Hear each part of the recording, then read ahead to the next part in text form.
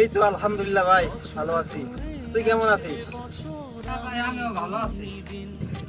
আর ওই যে তোরে 2000 টাকা দিলাম ঈদের বাজার করতে, বাজার করছিস? না ভাই, কিছু কিনা হয় নাই।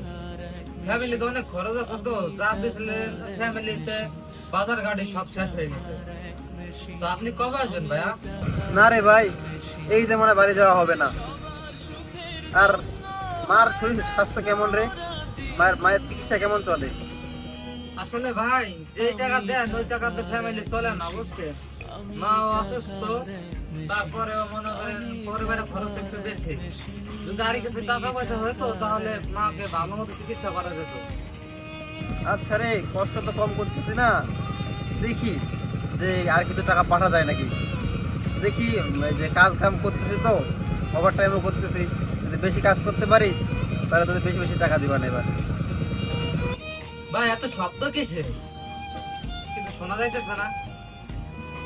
সামনে দেখো না, কাজ করতে হয়। আরে তুই তো জানিস যে অনেক বড় প্রজেক্টের এখানে কাজ করতেছি, এখানে অনেক শব্দ, অনেক মানুষ কাজ করে।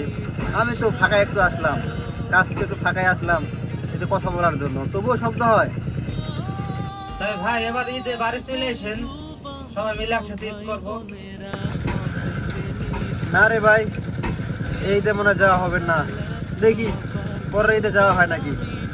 তো কাজ করিস, আমি কিছু টাকা পাঠাবে না, তোরা শপিং টপিং করে নিস, আর ভালো থাকিস, মারে দেখে শুনে রাখিস।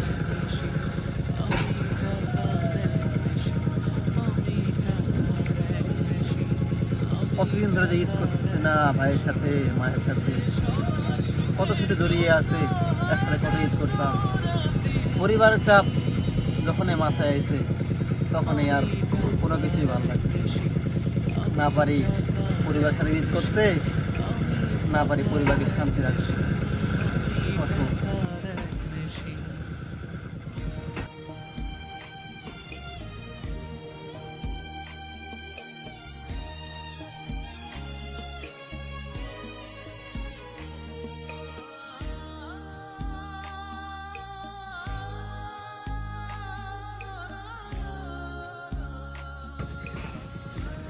কাজ করতে হবে। জানি সবার কাছে আমার চেয়ে টাকার বেশি দাম, শুধু সূর্য জানে প্রতি টাকা। আজকে টাকা থাকলে হয়তো বাসায় গিয়ে ঈদ করতে পারতাম, ছোট ভাইয়ের জন্য জামা কিনতে পারতাম, আর মায়ের চিকিৎসাটা হয়তো সুন্দরভাবে করতে পারতাম। হয়তো এই ঈদে ও বাড়ি যাওয়া হলো না, পরিবারের কারোর সাথে ঈদ করা হলো না। ভাগ্যের কি পরিহাস, পরিবার ছাড়ে, এলাকা ছাড়ে, মাকে ছেড়ে, সবাইকে ছেড়ে কিছু টাকার জন্য আজকে আমি এই বিদেশে। হয়তো কিছু টাকা থাকলে হয়তো ঈদটা বাসায় গিয়ে করতে পারতাম, কিন্তু একদিন হবে, সবই হবে ইনশাল্লাহ। সেই দিন আমি বাসায় গিয়ে ঈদ করবো।